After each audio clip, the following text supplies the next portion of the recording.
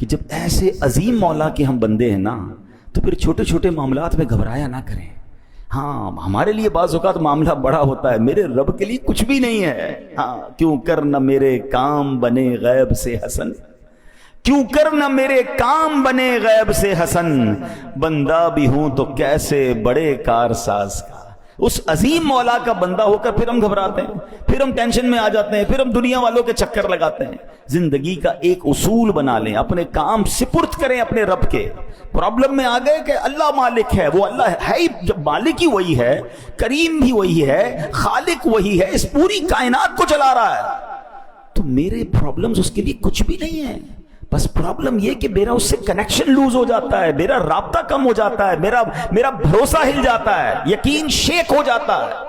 اب یقین کریں جس کا رب پر بھروسہ مضبوط ہو جائے نا، اس کے کام کیسے غیب سے بنتے ہیں. کچھ لوگ پریشانی میں ہوں گے، قرضے میں ہوں گے، کسی ڈیفیکلٹی میں ہوں گے، گھبرا جاتے ہیں اور جناب بڑے پریشان ہو جاتے ہیں، ڈپریشن میں چلے جاتے ہیں. اب 2-3 باتیں سنیے گا.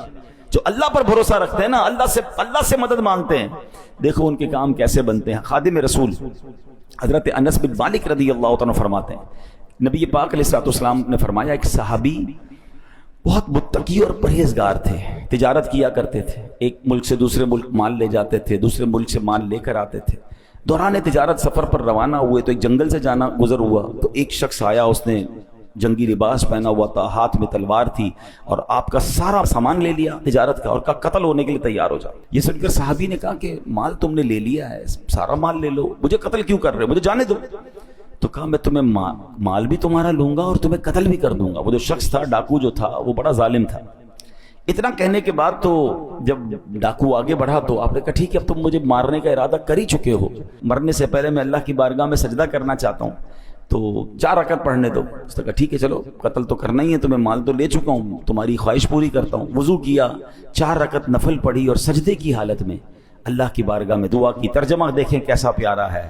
اے ودود، اے عرش مجید کے مالک، اے وہ کہ ہمیشہ جو چاہے کرنے والا ہے، تیری عزت جس کی کوئی انتہا نہیں، میں تجھے تیری اسی عزت کا واسطہ دیتا ہوں.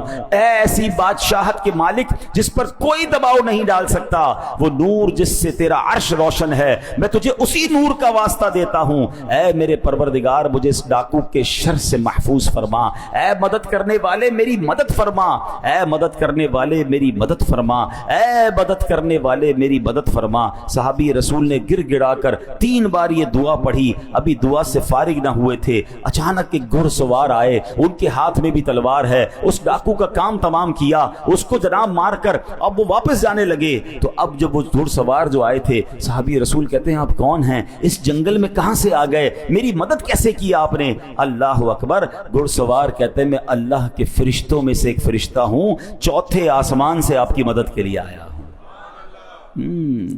ہمیں لگتا ہے کہ کون مدد کرے گا، میں تو پھنس گیا، مجھے تو گھیر لیا گیا، مجھے تو دبا دیا گیا، دیوار سے لگا دیا گیا ہے، قرضہ میرا بڑھ گیا ہے، سارے لوگ میرے پیچھے پڑ گئے، میں کیسے نکلوں گا؟ ہم کیوں بھول جاتے ہیں؟ کیوں کر نہ میرے کام بنے غیب سے حسن، بندہ بھی ہوں تو کیسے بڑے کارساز کا. پہلے یہ مانو تو صحیح میں اللہ کا بندہ ہوں، یہ ساری دنیا میرے خلاف ہو جائے، اگر رب کی مدد میرے ساتھ ہے تو کوئی کسی کا کچھ بگاڑ نہیں سکتا ہے. وَتُعِزُّ مَن تَشَاءُ وَتُذِلُّ مَن تَشَاءُ. ہمارا پرابلم یہ ہے ہم سب کے پاس جاتے ہیں، ہم رب کے پاس نہیں جاتے. اچھا یہ جو دعا ہے، حضرت انس بن مالک فرماتے ہیں جو شخص وضو کرے 4 رکعت پڑھ کر انہی کلمات کے ذریعے دعا کرے جن کلمات سے اس صحابی نے دعا کی، تو وہ دعا بھی قبول ہو جاتی ہے.